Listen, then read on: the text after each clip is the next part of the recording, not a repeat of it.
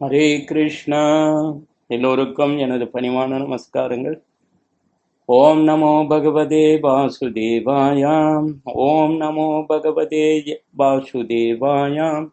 ஓம் நமோ பகவதே வாசுதேவாயாம். ஜெய ஸ்ரீ கிருஷ்ணா சைதன்யா பிரபு நித்யானந்தா ஸ்ரீ அத்வைதா கதாதாரா சிவாஷாரி கௌரபக்த விருந்தா.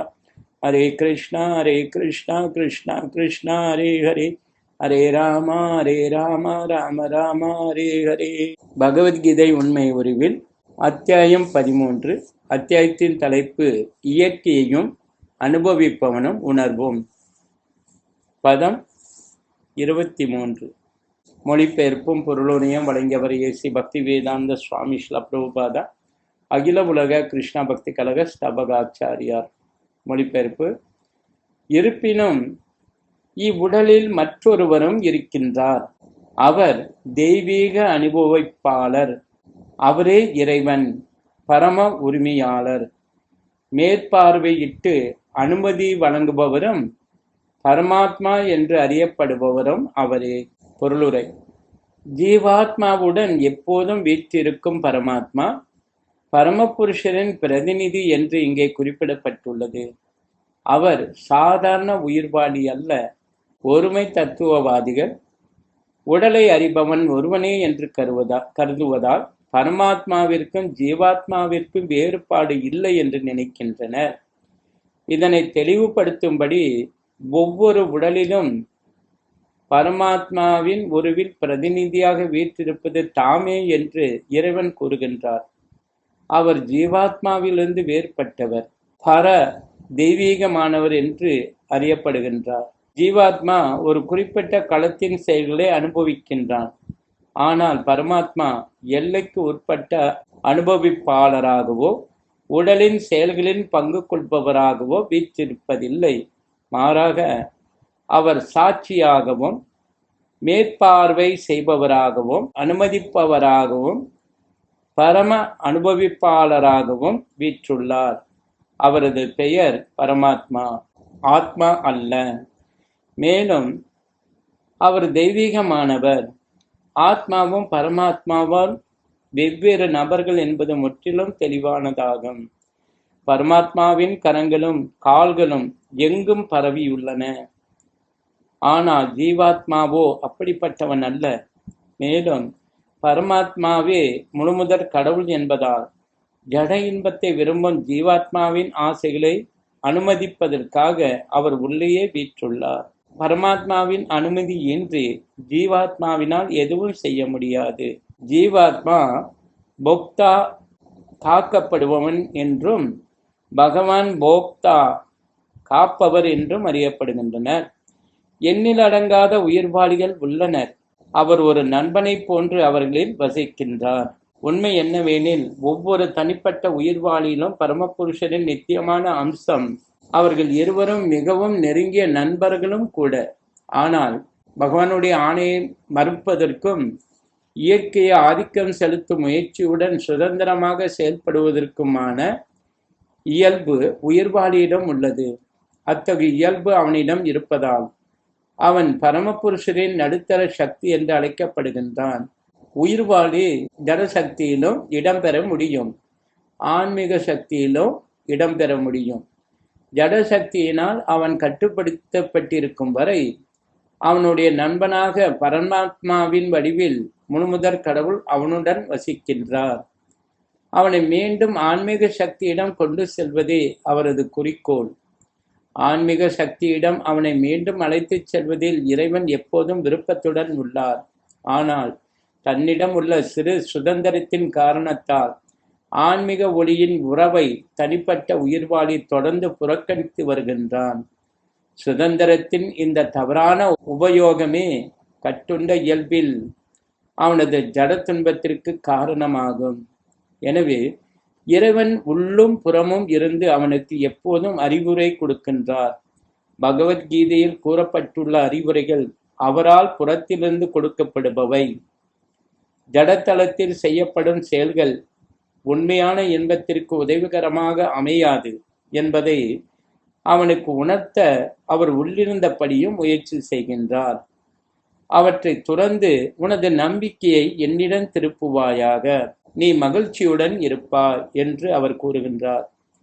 இவ்வாறு பரமாத்மா அல்லது பரமபுருஷ பகவானின் மீது தனது நம்பிக்கையை வைக்கும் புத்திசாலி மனிதன் அறிவு நிரம்பிய நித்திய வாழ்வின் ஆனந்தத்தினை நோக்கி முன்னேறத் தொடங்குகின்றான்.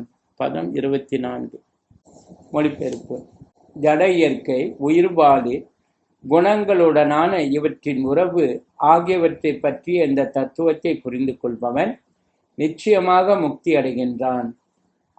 அவனது தற்போதைய நிலை எவ்வாறு இருந்தாலும் சரி, அவன் மீண்டும் இங்கே பிறவி எடுக்கப் போவதில்லை.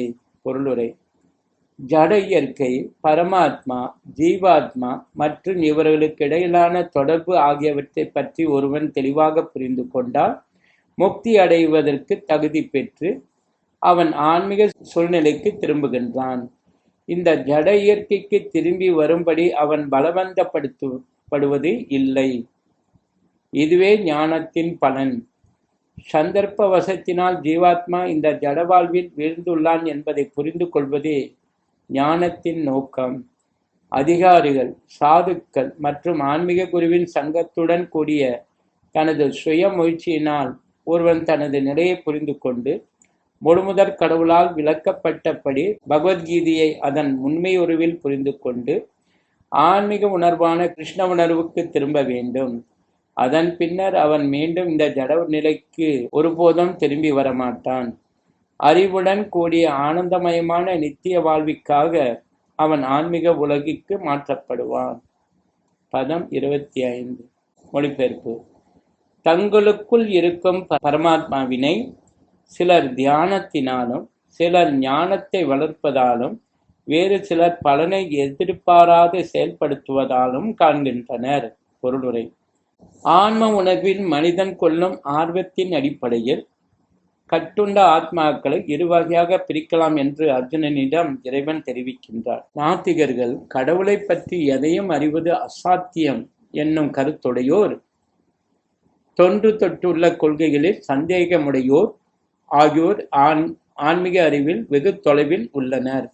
ஆனால் இதர பிரிவை சார்ந்தவர்கள் ஆன்மீக வாழ்வை புரிந்து கொள்வதில் நம்பிக்கையுடன் உள்ளனர். அவர்கள் ஆள் உணர்வுடைய பக்தர்கள், தத்துவவாதிகள், பலன்களை துறந்த செயலாளிகள் என்று அழைக்கப்படுகின்றனர். ஒருமை கொள்கையினை நிலைநிறுத்த எப்போதும் முயற்சி செய்யும் நபர்கள் கூட நாத்திகர்கள் மற்றும் கடவுளை அறிவது அசாத்தியம் என்று நினைப்பவர்களுடன் சேர்க்கப்பட வேண்டியவர்கள்.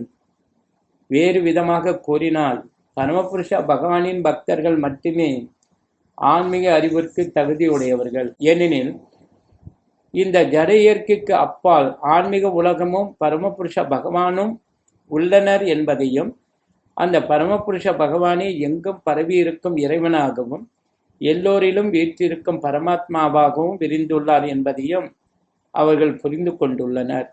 அதே சமயத்தில் பரம பூரண உண்மையினை ஞானத்தை விருத்தி செய்வதன் மூலம் புரிந்து கொள்ள முயற்சி செய்யும் நபர்களையும் நம்பிக்கை உடையவர்களின் பிரிவில் இணைத்துக் கொள்ளலாம். அதே சமயத்தில் பரிபூர்ண உண்மையான ஞானத்தை விருத்தி செய்வதன் மூலம் புரிந்து கொள்ள முயற்சி செய்யும் நபர்களையும் நம்பிக்கையுடையவர்களின் பிரிவில் இணைத்துக் கொள்ளலாம்.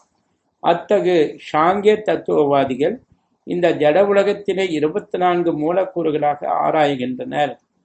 மேலும் ஜீவாத்மாவினை 25வது விஷயமாக வைக்கின்றனர். பௌதிக மூலக்கூறுகளுக்கு அப்பாற்பட்ட தனிப்பட்ட ஆத்மாவின் இயற்கையை அவர்களால் புரிந்து கொள்ள இயலும் போது, தனிப்பட்ட ஆத்மாவிற்கு அப்பால் பரமபுருஷ பகவான் இருக்கின்றார் என்பதையும் அவர்களால் புரிந்து கொள்ள இயலும். அவர் 26வது விஷயம். இவ்வாறு படிப்படியாக அவர்களும் கிருஷ்ண உணர்வில் பக்தி தொண்டில் தரத்தினை வந்தடைகின்றனர். பலன்களை எதிர்பார்க்காமல் செயல்படுபவர்களும் தமது மனப்பான்மையில் பக்குவமானவர்கள். கிருஷ்ண உணர்வில் பக்தி தொண்டில் தளத்திற்கு முன்னேற்றம் அடைவதற்கு அவர்களுக்கு வாய்ப்பு வழங்கப்படுகிறது. பரமாத்மாவினை ஞானத்தின் மூலம் கண்டறிய முயலும் தூய உணர்வுடைய சில மக்கள் தமக்குள் பரமாத்மாவை கண்டவுடன் திவ்யமான தளத்தில் நிலை பெறுகின்றனர் என்று இங்கே கூறப்பட்டுள்ளது. அதுபோலவே ஞானத்தை விருத்தி செய்வதன் மூலம் சிலர் பரமாத்மாவை புரிந்து கொள்ள முயல்கின்றனர். வேறு சிலர் ஹதாயோக பயிற்சியின் மூலம் பரமபுருஷ பகவானை குழந்தைத்தனமான செயல்களினால் திருப்தி செய்ய முயல்கின்றனர். பதம் 26. மொழிபெயர்ப்பு. வேறு சிலர் ஆன்மீக ஞானத்தில் ஆழ்ந்த அனுபவம் இல்லாத போதிலும் பிறரிடமிருந்து முழுமுதற் கடவுளை பற்றி கேட்பதன் அடிப்படையில் அவரை வழிபடத் தொடங்குகின்றனர். அதிகாரிகளிடம் இருந்து கேட்பதற்கான தங்களது இயல்பின் காரணத்தால் அவர்களும் பிறப்பு இறப்பின் வழியினை கடந்து செல்கின்றனர். பொருளுரை. இப்பதம் குறிப்பாக நவீன சமுதாயத்திற்கு மிகவும் ஏற்றதாகும். ஏனெனில் நவீன சமுதாயத்தில் ஆன்மீக விஷயங்களை பற்றிய கல்வி எங்கும் இல்லை. மக்களில் சிலர் நாத்திகர்களாக, இறைவனை பற்றி அறிவது அசாத்தியம் என்று எண்ணுபவர்களாக அல்லது தத்துவவாதிகளாக கூட இருக்கலாம். ஆனால் உண்மையில் தத்துவத்தை பற்றிய எந்த அறிவும் அவர்களிடம் இல்லை. சாதாரண மனிதனை பொறுத்தவரையில் அவன் நல்ல ஆத்மாவாக இருந்தால் கேட்டல் என்னும் வழிமுறையின் மூலம் முன்னேற்றம் அடைவதற்கான வாய்ப்பு அவனுக்கு உள்ளது. கேட்டல் முறை மிகவும் முக்கியமானதாகும். நவீன உலகில் கிருஷ்ண உணர்வை பிரச்சாரம் செய்த பகவான் சைதன்யர் கேட்பதற்கு மிகவும் முக்கியத்துவம் கொடுத்தார். ஏனெனில் அதிகாரம் பொருந்திய நபர்களிடமிருந்து கேட்பதாலேயே சாதாரண மனிதன் முன்னேற்றம் அடைந்து விட முடியும். அதிலும் குறிப்பாக பகவான் சைதன்யர் உபதேசித்தபடி ஹரே கிருஷ்ணா கிருஷ்ணா கிருஷ்ணா ஹரே ஹரே, ஹரே ராம ராம ராம ஹரே ஹரே என்னும் தெய்வீக சப்தத்தை கேட்க வேண்டும். எனவே தன்னை உணர்ந்த ஆத்மாக்களிடம் இருந்து கேட்டறிவதற்கான நல்வாய்ப்பை எல்லா மனிதர்களும் பயன்படுத்தி கொண்டு படிப்படியாக அனைத்தையும் புரிந்து கொள்ள வேண்டும் என்று கூறப்படுகின்றது. அதன் பின் பகவானது வழிபாடு சந்தேகமின்றி நடைபெறும். தனது நிலையை மாற்றிக்கொள்ள வேண்டிய அவசியம் இந்த யுகத்தில் எவருக்கும் இல்லை என்றும், ஆனால் பூரண உண்மையினை கற்பனை ஆய்வுகளின் மூலம் புரிந்து கொள்வதற்கான முயற்சியினை விட்டொழிக்க வேண்டும் என்று பகவான் சைதன்யர் கூறியுள்ளார். முழுமுதற் கடவுளை பற்றிய ஞானம் எவரிடம் உள்ளதோ அவரது தொண்டனாக ஆவதற்கு ஒருவன் கற்றுக்கொள்ள வேண்டும். தூய பக்தரிடம் அடைக்கலம் கொண்டு தன்னுணர்வை பற்றி அவரிடமிருந்து கேட்டு அவரது அடிச்சுவடுகளை பின்பற்றும் அளவிற்கு ஒருவன் அதிர்ஷ்டசாலியாக இருந்தால் அவன் படிப்படியாக தூய பக்தனின் தளத்திற்கு உயர்த்தப்படுவான். இப்பதத்தில் கேட்டல் என்னும் வழிமுறை பலமாக பரிந்துரைக்கப்பட்டுள்ளது. இது மிகவும் பொருந்தக்கூடியதாகும்.